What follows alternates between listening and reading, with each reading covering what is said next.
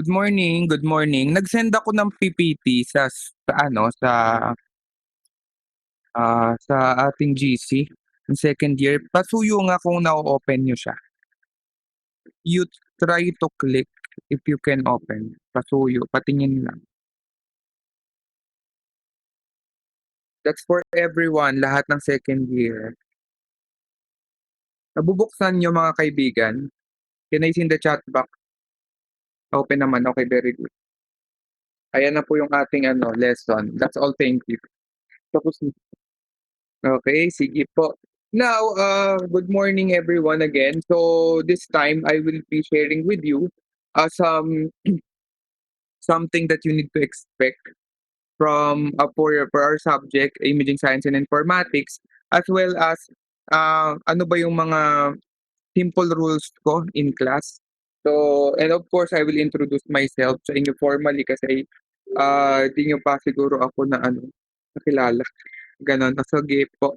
Ayan. So, good morning again. I am your professor in Imaging Science and Informatics, Professor Nino Jellord Orlina. So, uh, also, I am a radiologic technologist and uh, of course, I also have the clinical experience for 10 years. I am also a professor. I'm teaching for 10 years as well, more than 10 years pa. So I'm just lucky enough that I've experienced handling uh, the most basic processing method, which is yung ating manual processing, 'di ba? And the use of automatic processor, na-try ko rin siya, nasubukan ko siyang magawa as part of my work as RadTech before. And then, siyempre, I also handled the most latest uh, na technology when it comes to processing, which is yung ating um, CRDR or the Computed and Digital Radiography.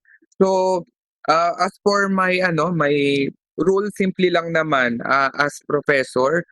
Number one, gusto ko lang kayo mag-aral ng mabuti, i-review ang mga dapat i-review, and then secure the book, Busyong, kasi may mga part ng Busyong na actually uh, tackling informatics and digital image formation, mga ganyan. So, importante kasi siya sa atin. Ah, ano pa, libro, notebook, ayan. So sa notebook kanina yung isang section nagtatanong kung may color notebook ba, wala po. Kayo bahala kung gusto niyo gawin yung creative, lagyan niyo ng Christmas lights yan, bahala kayo. Basta masusulatan niyo siya, okay? So basta masusulatan and nagche-check po ako ng notes every before major exam or after major exam and recorded po yan. Additional points din po ang notebook sa akin, okay? And then of course, ano pa ba? Um, I'll be giving quizzes every lecture or every after ng lesson natin. Kunyari for prelim, may mga lecture tayo dyan. So after that lecture, I'll be giving examination or quizzes. Multiple choices naman, it will be posted in Orange Apps. So yun po. And then ano pa, uh, we will meet every Thursday ng alas 10 o 10 to 12, but most of the time I'm not finishing the time naman. So, mostly 1 to 2 hours lang done na tayo and I'm giving activities naman sa inyo after. And then ayun, so most of the time maaga ako magpauwi or magpauwi, nasa bahay naman kayo, magpa-out, 'di ba? So, ah what I'm after is of course your scores, your major exam scores, your scores in the quizzes, and of course some activities that would add up to your grades, and of course yung atin pang yung atin ding activities na ipapagawa ko sa inyo. So ang maganda this time for our information science and information technology or informatics subject, meron tayong software na gagamitin na nasa school, na training na ang mga faculty, pero this time kasi ako naman ang magha-handle ng subject na ito, so mostly ako ang magtuturo sa inyo. So may system tayo sa school na tinatawag nating HIS. So sa HIS is actually means HIS, ayan, H HIS, that is hospital. Pangit ng sulat ko, 'di ba? Huwag niyo na ako i-bash. Information, kaya ako nagpa-PowerPoint. System, ayan. So yun po. Yes po, may katanungan, may nag-raise ng hand. O yan, nawala na siya. Anyway, sige yun po. We will be using the HIS. I will be teaching you on how to navigate the HIS later on as we proceed with our discussions this semester. And then, ano pa ba? Uh, I will also teach you along with the other professors on how to do the post-medical image processing. Yun yung mga control sa laboratory. So this semester, you will be using the laboratory and mag-e-x-ray na po kayo. That's part of the radiation production and principles of imaging subject. Yung part ko doon sa computer. Pero ituturo na rin siya ni Sir Clarence. Pero kasi ang akin, ang ituturo ko sa inyo doon talaga is yung yung the HIS. Itong management system natin. So ayan, 'pag nandiyan na tayong part, ituturo ko na 'yan sa inyo. Okay.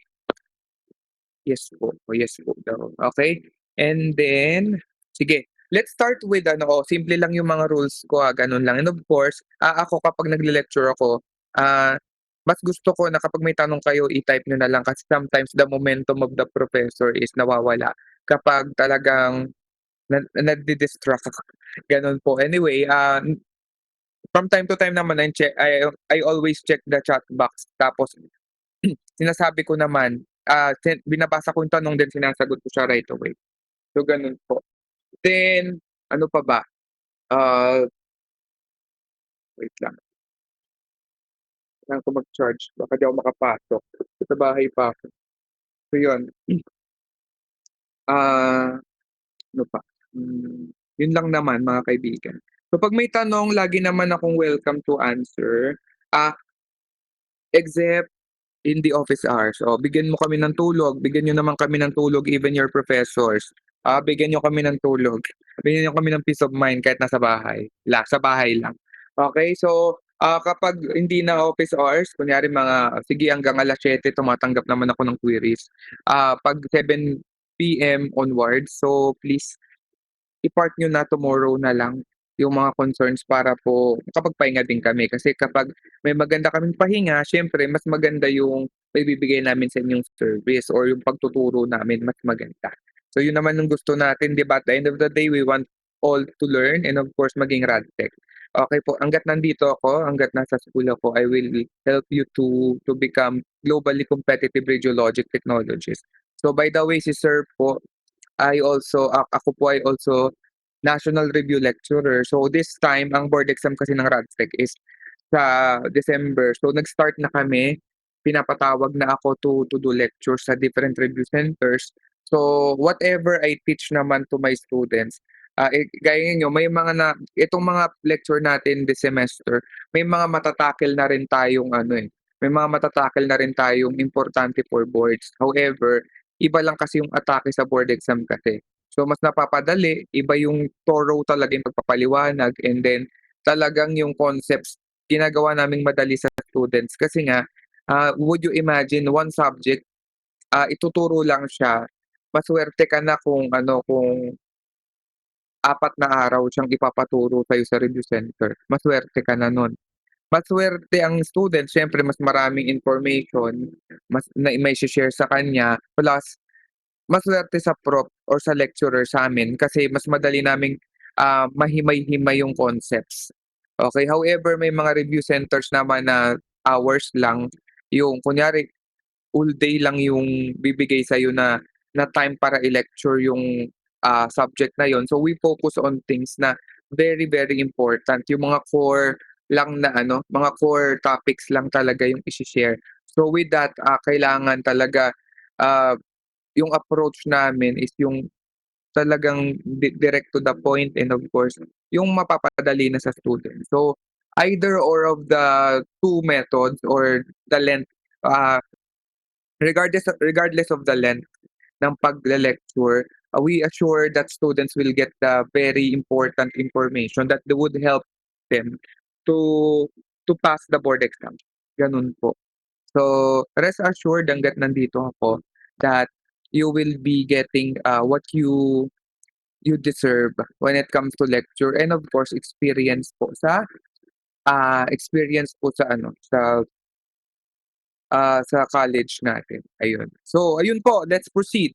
So I will give you the learning outcomes and also, within that learning outcomes niyo for the whole semester, for this subject, talagang mabibigyan na rin kayo ng background about sa subject or ano ba 'to, tungkol saan ba 'to. So of course informatics is pang-IT talaga siya, however, in our study kailangan talagang pag-aralan din natin bukod sa kasama 'to sa board exam, is because you will better understand yung ating imaging machines or the processors natin if you really understood informatics because everything starts with this one, 'di ba? So pang-IT siya, however yung approach ko siyempre hindi pang-IT, alangan naman sabihin ko mag-program kayo, so hindi po. So ang akin, ang ituturo ko lang is yung ano, yung point lang or point of view lang or yung, importante lang sa atin as RadTech.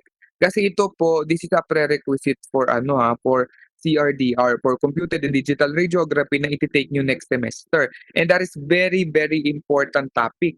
That is important because those are daylight processors. They help us. Kung yung nakikita niyo sa school, daylight processor yan, kaya nga hindi na natin kailangan ng darkroom. However, kayo ay tuturuan pa rin ng darkroom. Okay, kung paano mag-process sa darkroom, yan na yung mga laboratory nyo sa Principles of Imaging tsaka sa film screen nyo next semester. So, bago kayo maka-graduate, marunong na kayo or bago kayo mag-intern, marunong na kayo mag-navigate ng machine natin kasi same interface naman 'pag nag-hospital kayo and of course kung mapunta man kayo sa mga clinics na wala pang automatic processor or wala mang katulad nung ating technology which is yung CR&DR, makakapag-function pa rin kayo, kaya niyo pa rin kasi natutunan niyo sa school mag-process using the chemicals. Okay, so ganun po. So with this subject, this is all introduction, may konting physics 'to. So I think madadalian naman kayo. Okay, so hindi hindi ako mabigat magturo ng information science, okay? So yun po. So sige, tignan natin yung ba't ayaw?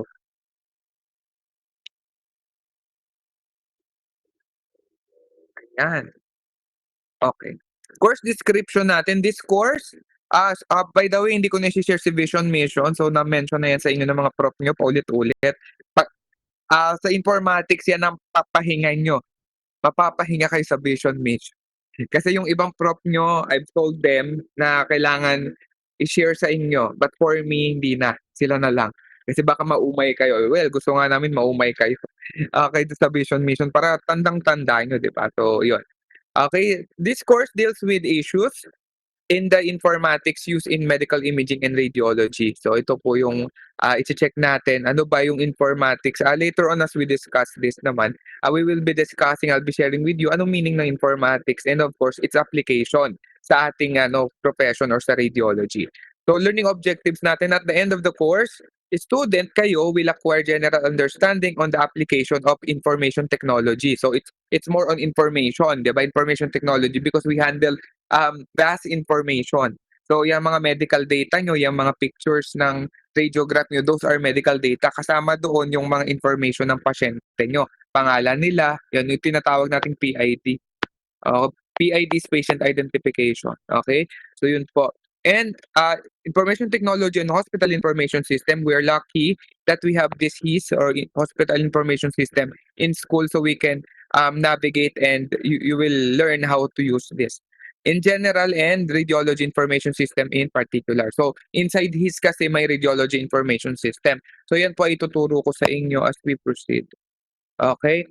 So next po, learning objectives natin or outcomes. So of course, you will describe o pagkatapos nitong nitong course natin or nitong informatics subject natin, ito yung mga kaya nyo nang gawin. Number one, describe the basic concepts, principles, terminology, and technology in medical imaging informatics. So, malalaman nyo na yung mga terms like HIS, RIS, yung mga HL7 natin or DELT level 7. Lahat po yan ay matututunan na natin after nito. Okay? And then, describe PAC system operation, design and implementation, digitalization, and acquisition of medical images. So when it comes to this one, PACS po kasi refers to picture archiving, communications in medicine, communication system, ayan. So, ito po ay networking protocol. When you say networking protocol, ito po ay software para makapag-transmit or makapag-send ka ng medical data. Okay, yan po ay PACS.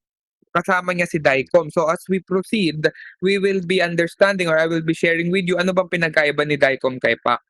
Okay, so both are networking protocol or a software that could help us to send images. Pero ano ba pinagkaiba nila? Yun ang titingnan natin. Okay? And of course, paano yung implementation niya, paano siya dine-design in yung operations niya. Like yung sa design and implementation, kasama siya sa network architecture na pag-aaralan natin sa finals. Okay? So yun po. And then describe current research and development of technologies in radiological modalities. So dito part rin ng pag-aaralan natin is yung ano ba yung mga development. Saan ba nagsimula ang informatics? Saan ba in-apply ang CRDR? Magugulat kayo kasi mas nauna pa palang magkaroon ng CRDR or ang basis pala ng concept ng computed and digital radiography came from the uh, advanced modalities natin like sa CT scan. So, nung before, mas nauna si CT scan magkaroon ng application ng informatics as compared to what we are using in general radiography, kagaya nung nasa school. So, surprisingly, mas nauna siya, si CT. Well, in fact, ang mas basic na application kasi is sa radiology or doon sa pag-e-X-ray natin. So, yun, trivia lang siya. Okay, and then relate the state of the art of medical image processing to image compression, storage archiving. So ito po mga pag-aaralan natin, ito po ay mga tools. These are part ng ating pre-medical and post-medical image processing. So pag-aaralan natin ano yung pinagkaiba ng dalawa. Okay, para pag nasa CRDR kayo, pag sinabi kong pre-medical image processing, alam niyo na yung mga steps. Pag sinabing post-medical image processing, ito yung mga nangyayari, sir. Ito po yung mga pwede naming gawin. Okay? So yun, tandaan lang po natin dyan sa pabilis lang. Pag pre-medical image processing, hindi po free, hindi libre. Baka sabihin niyo libre. Lilibrehan ko kayo ng ano. Alam mo na yan. Okay? So, burahin natin to. So, pag sinabing pre-medical image processing, pre. Pre ganyan na, pre-medical. Okay, image processing. Pag pre-medical image processing, yan po ay yan po ay bago, pre, 'di ba? Medical terms, pre, bago. Ibig sabihin this happens before the actual image acquisition or bago mo makita yung mismong picture or radiograph sa monitor. Pre-medical image processing. And pre-medical image processing, tatandaan po natin, yan po ay automatically na ginagawa ng computer. Automatic na ginagawa ng computer. Okay? Hindi po tayo, matik yan. With the help of the mathematical algorithms programmed in the computer, yan po ay nangyayari. So, sasabihin natin yan later on ano nangyayari dyan. And of course, the post-medical image processing naman. Okay, ano ba yung post? Ibig sabihin ng post naman, yan yung nangyayari after. So, pag post-medical image processing, tayo na yung gagawa niyan. Tayo na yung mag-i-edit ng picture. This is actually editing of the picture or the radiograph. So, dyan mo na i-apply yung mga tools mo like yung crop. Diba? Magka-crop ka ng image. Pwede yun. Maglalagay ka ng label which is what we call annotation. Mag-annotate ka. Okay? So, yan.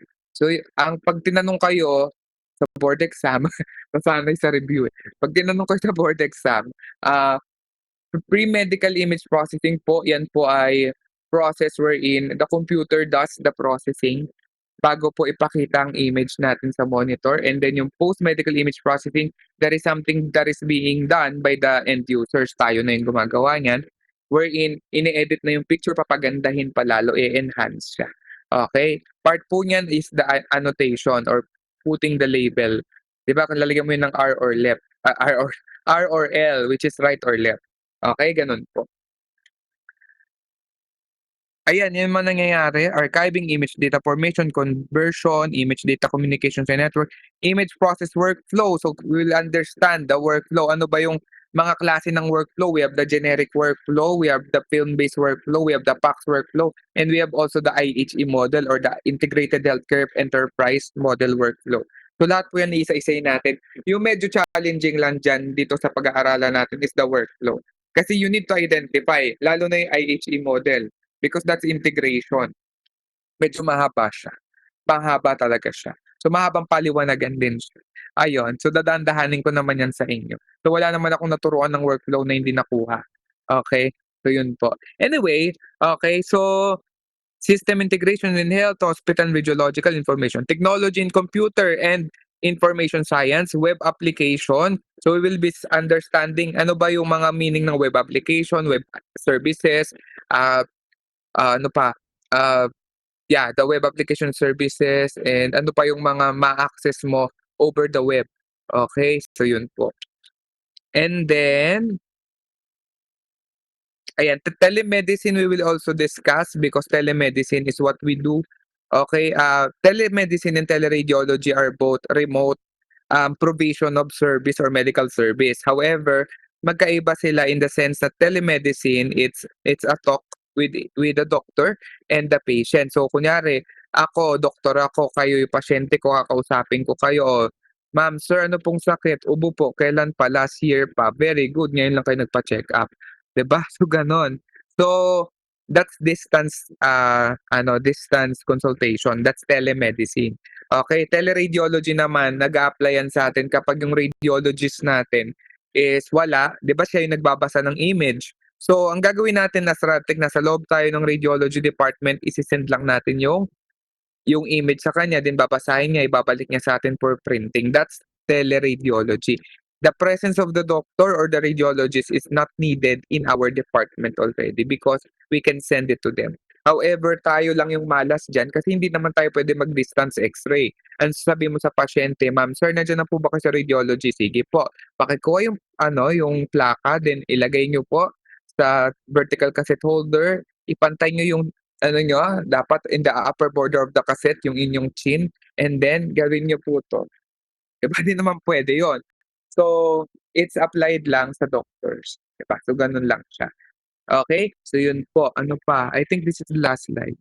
Okay, ito kasi start na talaga siya. So sige, next week po, ayan, at least nabigay ko yung background, ano yung mga pag-aaralan natin and of course, ano pa yung ano ko, rules ko, yung kailangan, dalawang bagay lang, notebook at libro. Yun lang. When it comes to other topics or other references, as we proceed with our discussions this semester, isi-share ko. Okey, kung ano mga other references or may journals man na dapat kayong basahin, isi-share ko naman. Okay, and of course, may mga times that you will be going in school, so to try para ma-try niyong ma-navigate, yung HIS na sinasabi ko. Okay, yung information system na HIS. Meron tayo niyan sa school, part yan ng RLE niyo kaya kailangan masubukan. Kailangan yung masubukan yung hospital information system. May final practicals ako, you will be navigating the hospital information system and you need to encode and retrieve a patient's information. So, isa yan sa mga gagawin natin as we proceed with our discussion this semester. So, I hope you are all excited because this semester, mararamdaman nyo ng Radtech students kayo because you will be using the laboratory, mararanasan niyo na mag-develop ng film. Mag-start na kayo niyan, sabihan ko Sir Clarence. And you will also learn how to navigate na yung ating system sa school. Okay, so ayun, everything will be announced naman when that will happen. Okay, so yun po. So, I'm done for today. We're done for the agenda. Sabi ko naman sa inyo, pag maaga naman o maaga talaga ako nagpapa-out kapag yung agenda for today is done. However, isa lang din hinihiling ko sa inyo, mag-aral kayo bukod dun yung mga output na kailangan ko sa inyo. Especially the notebook, may points kasi yan sa grades niyo. So please, pasuyo, paki-comply. Ayan. Anyway, pag may mga tanong, you have the representative and we have a GC. Please pasuyo pala paggawa ng GC for this subject alone para po for announcement or for private na mga tanong nyo about sa informatics sa GC po, pwede naman. Ayun po. So always pumasok mga kaibigan dahil po itong class in, automatic ay nare-record ang attendance ninyo basta pumasok kayo. Okay, ayun po. Sure, add nyo ako sa GC dedicated for RT201 only ha. Yun lang po. 6:15 until what time po kayo sa school today? Hanggang ano ako, hanggang siguro 7, 6 PM. Papasok na ako pag-end natin. Ayun po. Hanggang 6, 7 nasa school ako. Pero siguro darating na ako before lunch kasi alis na ako. Ayun, punta na rin ako ng school. Yung for the event, oo, go. Siguro before lunch kasi may meeting kami, late na nga ako. So ano, ah, siguro after lunch para sigurado natapos na rin yung meeting namin, mga 1 PM, ayun. Hanapin niyo lang ako sa office. We're good. May questions pa? On the way na rin siya. Sure nakita ko na, Miss Wilma. Thank you very much. Okey na tayo, wala ng questions. Enjoy lang tayo. Chill lang ako mag-lecture. Bubugbugin ko lang kayo sa information, yun lang. Chill lang ako. Pero yung mga other prof niyo I cannot promise. Bubugbugin nila kayo. May basbas naman yun. Binasbasan ko silang bugbugin kayo kasi kailangan. Foundation subjects kasi sila. Even naman yung sa akin lumalabas sa board exam 'tong mga yung 'tong topic, itong subject ko sa inyo. Kaya importante siya. Nag-graded recite na. Very good, 'di ba? Anong subject 'yan? Yung subject yan nagpa-graded recite? Sir Gwen? 202. Sinong prof niyo? Sino ba 'to? Ma'am Ira? Ma'am Ira. Oo, si Ma'am Ira 'yan, oh. Very good. Magaling yun, top notcher yun mga kaibigan. Estudyante ko si Ma'am Ira sa St. Jude dati. Yan, estudyante ko siya. Nung pandemic time, yan, estudyante ko si Ira, then prof niyo na siya ngayon. Magaling yun, top notcher.